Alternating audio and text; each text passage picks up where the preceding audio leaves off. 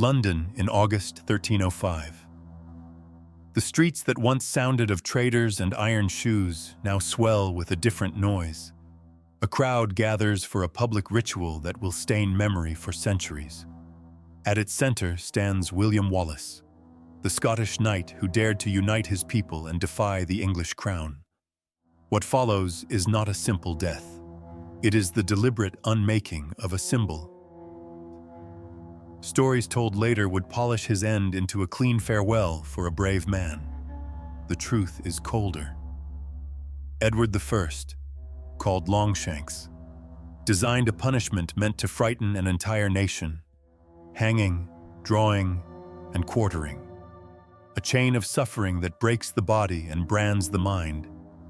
It is justice posed as spectacle. It is power proving that defiance will be answered with terror in daylight.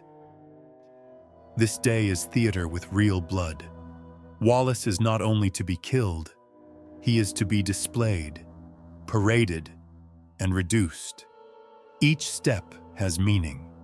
To be dragged through the city means humiliation before all. To be hanged but cut down alive means mercy denied. To be opened while still breathing means the final stripping of dignity. To be beheaded and divided means a message sent in pieces to every road and gate. The myth promises nobility. The record shows calculation. London builds its scaffolds. Vendors sell ale. Children strain to see. Officials record every detail so the warning will endure. Wallace stands within this machinery of fear. The man already turned into a lesson. Stay with us to the end as we walk through the last hours of William Wallace with clear eyes.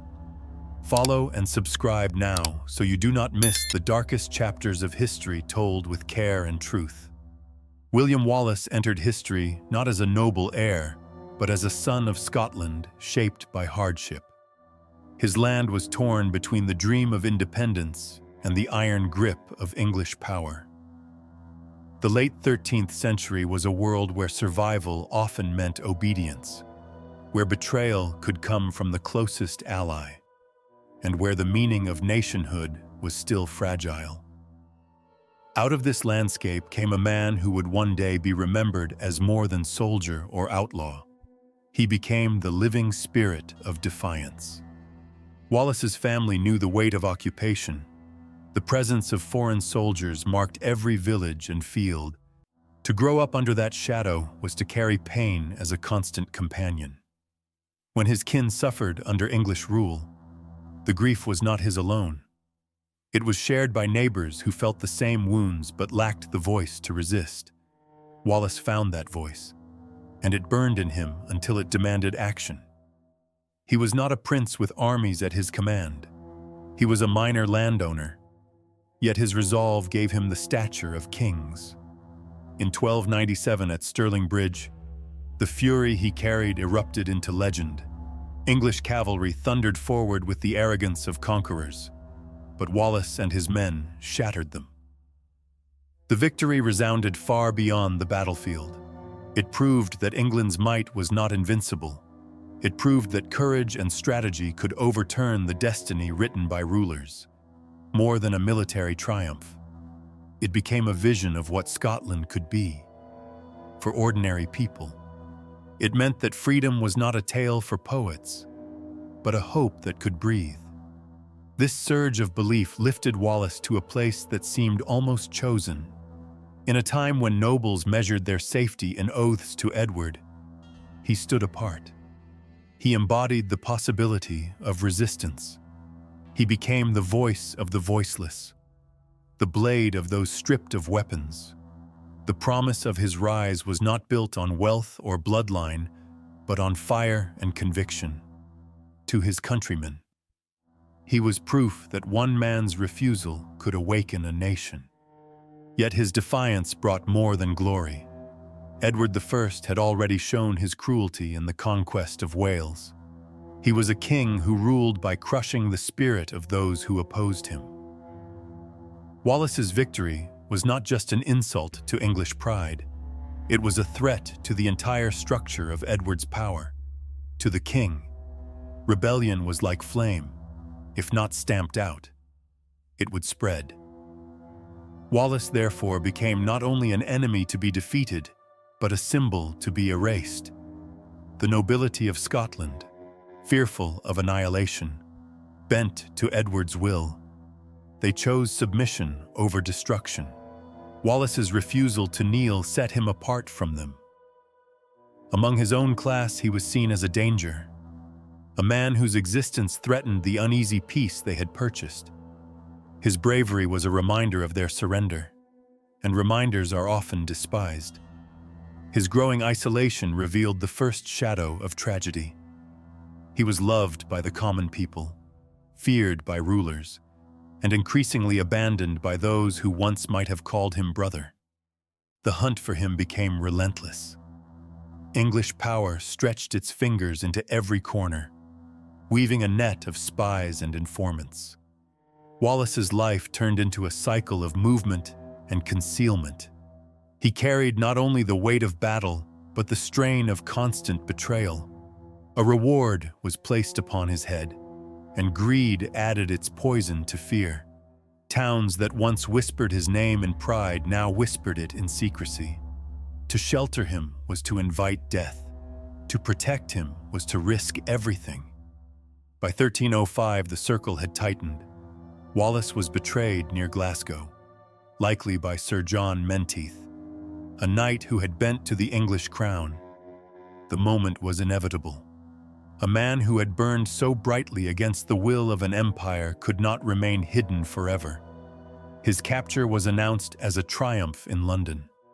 But it was only the beginning of what Edward intended to be the complete destruction of his enemy. The man was bound, his body still unbroken, but his fate already written. The promise that had once stirred Scotland now faced its darkest trial. Wallace, the son who had risen beyond his station, was no longer free. The stage was ready for the trial that would seek not only to judge but to erase. The capture of William Wallace was celebrated in London as if a great victory had been won.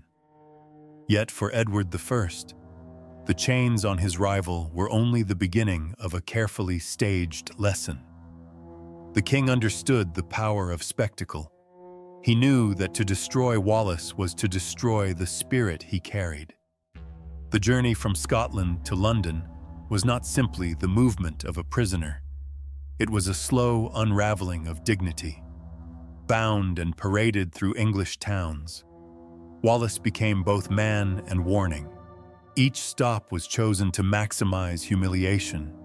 Each crowd gathered not to honor him, but to laugh and mock. What might have been the march of a hero home became a march into degradation.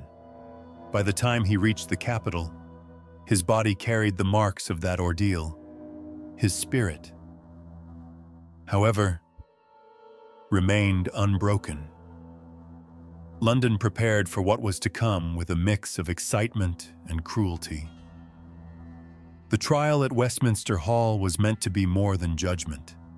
It was performance before an audience of nobles, officials, and chroniclers who would spread the message far beyond the hall itself. The language of the court was Latin, a tongue that Wallace likely did not understand. It mattered little, for the outcome had already been chosen. He stood accused of treason, murder, sacrilege, and arson. The irony was evident to those who watched. Wallace had never accepted Edward as his sovereign.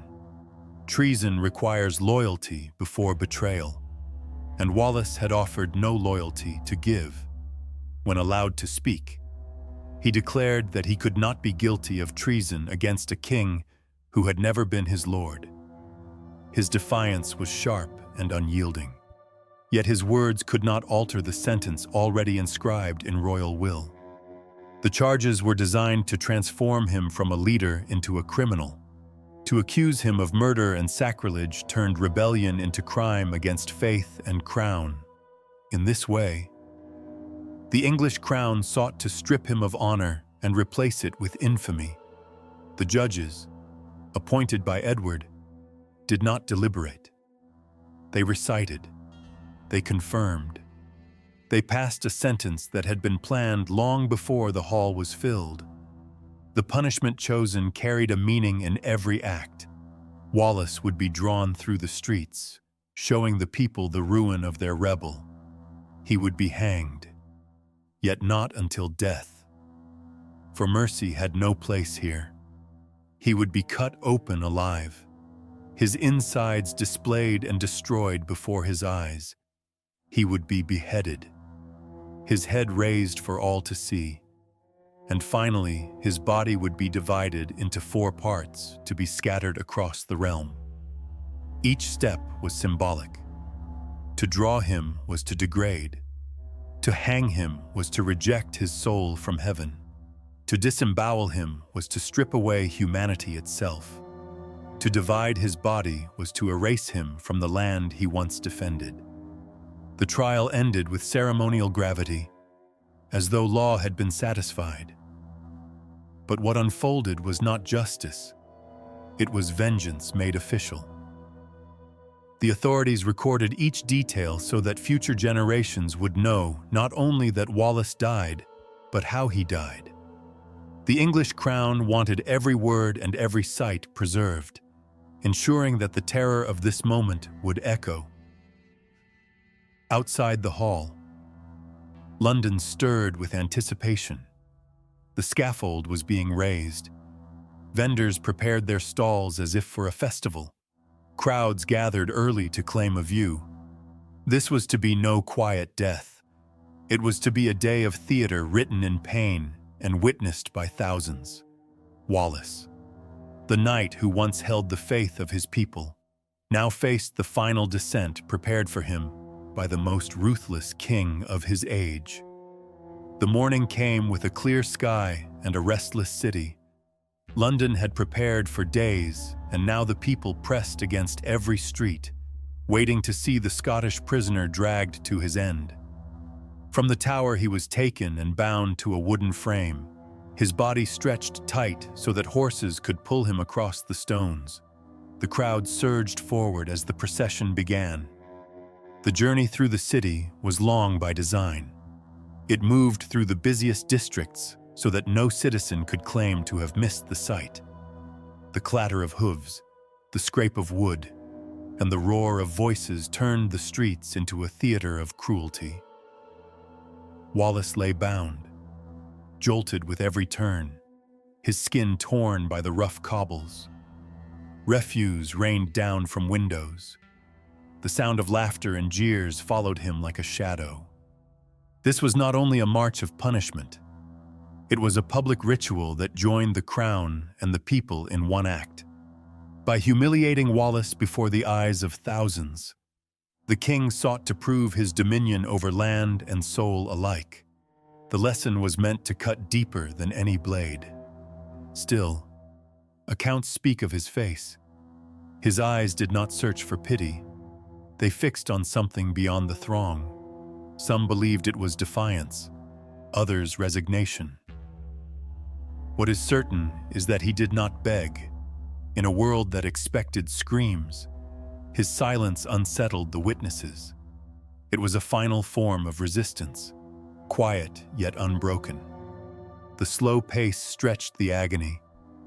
Hours passed as the hurdle scraped through narrow streets and open squares. Merchants abandoned stalls to gape at him. Parents lifted children so that they might remember this spectacle for life. Vendors sold pies and ale. For the authorities, this was not justice alone. It was carnival. It was warning. It was the crown binding its subjects through shared cruelty. At last, the procession reached Smithfield, the field of executions known to every Londoner. A scaffold had been raised high, visible to the sea of bodies that pressed inward from all sides. The air was thick with smoke from fires prepared for what was to follow. Wallace was lifted to the platform, his body broken by the dragging, yet his eyes still open. The roar of the crowd rose as he was shown to them, the rebel now forced into the role of spectacle.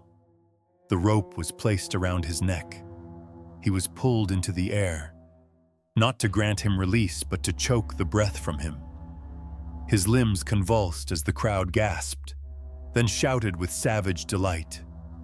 Just as the veil of death approached, he was cut down, still alive, still conscious. He lay before them as the executioner prepared the knife. The blade entered his body with steady precision. His abdomen was opened, his organs removed one by one and held aloft. Each was thrown into the fire. The act was symbolic as well as cruel. To destroy the bowels in flame was to strip him of the seat of compassion and reduce him to less than human. The smell of burning flesh spread across the square, searing itself into the memory of all who watched. Through it all, Wallace remained silent. Some swore he tried to speak. Though no words survived in record, the silence itself became legend. Before thousands, as his body was broken apart, the Knight of Scotland endured without surrender. The crowd at Smithfield did not drift away once the first wave of torment was complete. The authorities had planned each act as a chain without pause, dragging the suffering to its farthest limits. Wallace was still breathing, his chest rising in broken rhythm, his body torn open. The executioner moved with practiced calm. To the spectators, it was as if cruelty had become ritual, measured step by step. After the fire consumed what had been pulled from him, the blade returned to finish what it had begun. Witnesses described screams that cut through the noise of the crowd. Sounds that did not resemble human cries, but something deeper, raw, as though the very soul had been ripped open. Those who stood close enough swore that his eyes never closed. He watched even as his body failed, as though refusing the final gift of darkness. Every movement was drawn out, keeping life within him for as long as possible. Death was not meant to arrive swiftly. It was meant to crawl toward him, one heartbeat at a time. The executioner's skill lay not in killing, but in preventing release. The man who had once rallied armies now lay dismantled piece by piece. Yet the silence between his cries lingered more strongly than the sound itself. It became a reminder that even in ruin there can be endurance. At last, when his strength was all but gone, the axe was raised. A single stroke brought an end to his torment. The head was lifted high, blood dripping for the multitude to see. The cheers of the crowd surged like a tide. They believed they had witnessed the destruction of rebellion itself. For Edward, this was triumph sealed in blood. For Scotland, it was a wound that would not close. The body did not remain whole. It was divided with deliberate care. Each quarter was treated as a message. The pieces were destined for different cities, hung in public places where all could see and none could forget. The head was dipped in tar to preserve it, then set upon London Bridge, glaring over the river as both warning and trophy. Those who crossed beneath it felt the weight of power bearing down from above. In Scotland, the quarters became a grim language. They were carried to Newcastle, to Berwick, to Stirling, and to Perth. Each place received its share of horror. Hung on gates, left to the weather, they marked the roads with dread. To pass beneath them was to be reminded of the price of defiance. The sight of flesh turned into relics spoke more loudly than soldiers. It told the people that rebellion led only to ruin. The effect was immediate. Many who had once whispered Wallace's name in loyalty now fell silent. Fear spread like cold through the veins of the kingdom. Families who had dreamed of freedom lowered their heads. Some fled, others submitted. The lesson Edward intended had taken shape in every marketplace and crossing. Yet within that silence, another force began to stir. What was meant as annihilation became memory. The image of Wallace's suffering did not vanish. It etched itself into the soul of his people. Parents told their children. Songs carried fragments of his defiance. The very cruelty designed to erase him ensured that he would never be forgotten. The city of London returned to its rhythm. The fires cooled. The scaffold stood empty. But Scotland carried the image of a man destroyed and unbroken. His body was torn apart. Yet the spirit he embodied began to grow in secret, taking root in every heart that had once believed freedom could be more than a dream.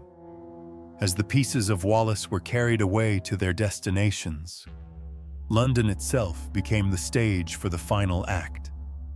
The bridge over the Thames bore his head, tarred and blackened, staring with empty eyes upon all who crossed beneath.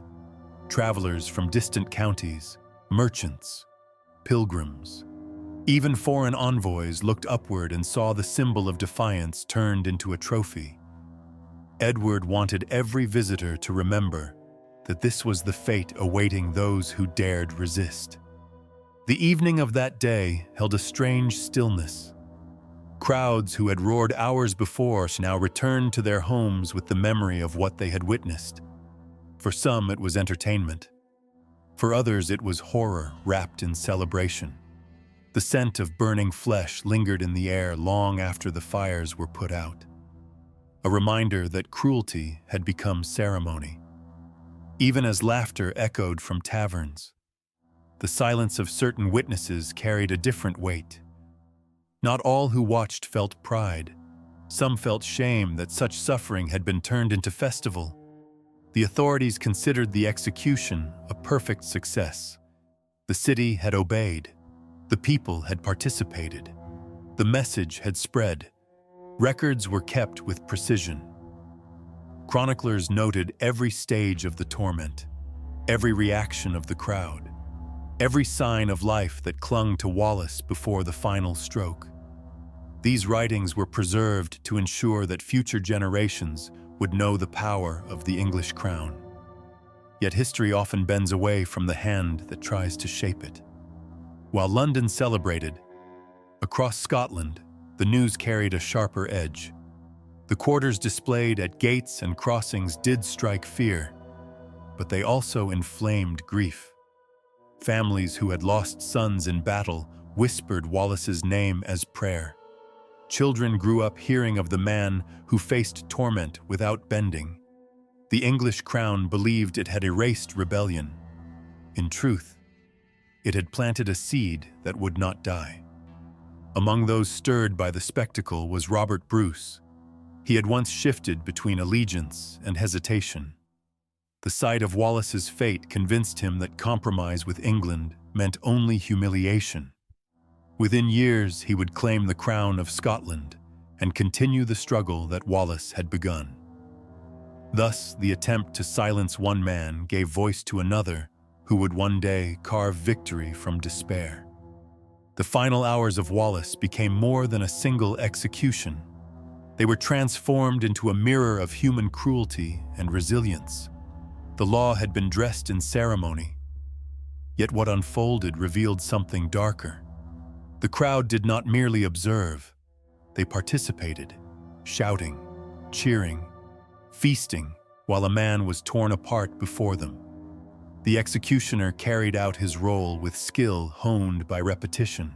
Officials oversaw each stage as if it were routine duty. The extraordinary became ordinary. That was perhaps the most chilling truth of all. Night fell upon London with torches flickering against stone walls. The scaffold stood empty but stained. The square that had echoed with thousands now lay quiet. Yet in that quiet, the image endured. Wallace had died in agony, but his endurance turned the cruelty into legend. Even in his final hour, stripped of power, weapon, and freedom, he held on to silence that spoke louder than screams. The authorities had sought to close the chapter. Instead, they had opened one that would run through centuries. The last moments of Wallace did not end with his death. They became the breath of a nation, carried forward by those who saw in his suffering a truth that no empire could erase. The years that followed carried the shadow of Wallace through every corner of Scotland.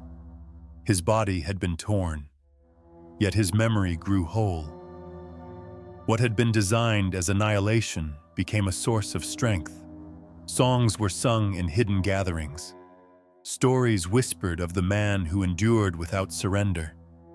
Children learned his name as if it were a sacred word. The cruelty meant to erase him instead carved him deeper into the stone of history. Even outside Scotland, his death spread across Europe. Envoys and chroniclers carried tales of the spectacle. Monarchs heard of the punishment and shuddered at its severity. The English crown gained a reputation for power, yet also for cruelty that stained its image. The execution became both victory and burden. It showed strength, but also a face of merciless rule that isolated England in the eyes of neighbors. Legal scholars, centuries later, looked back upon the trial and the execution as examples of justice turned into terror. They argued that even enemies of the state deserve dignity. The seeds of modern thought about human rights were partly nourished by the memory of Wallace's ordeal. What had been cruelty in one age became a lesson in another. For Scotland, his story was never only about defeat. It became a symbol of persistence. His suffering reminded them that freedom demanded cost. Yet it also promised that spirit could survive chains and blades. When Robert Bruce rose to claim the crown, he did so in the shadow of Wallace, carrying forward the struggle that death could not silence. Centuries passed, yet the vision of Wallace at Smithfield remained vivid. Pain had been turned into myth, and myth into nation. The cobblestones that once drank his blood became echoes of defiance. His silence at the end spoke across generations, telling them that even stripped of everything, a man could still embody freedom. History remembers rulers, battles, treaties, but it also remembers martyrs. William Wallace became more powerful in death than in life. He was no longer only a knight. He became the eternal emblem of resistance against tyranny. His story asks us to consider what dignity means when stripped of all else. What legacy means when written not in ink, but in blood. If you have stayed with this story until now, it means you are drawn to see history without veil or comfort. Do not let this be the last tale you hear. Subscribe to our channel, share this story, and stand with us as we uncover more of the forgotten nights where power and cruelty collided. The silence of Wallace still speaks. Let us listen together, and let us not look away.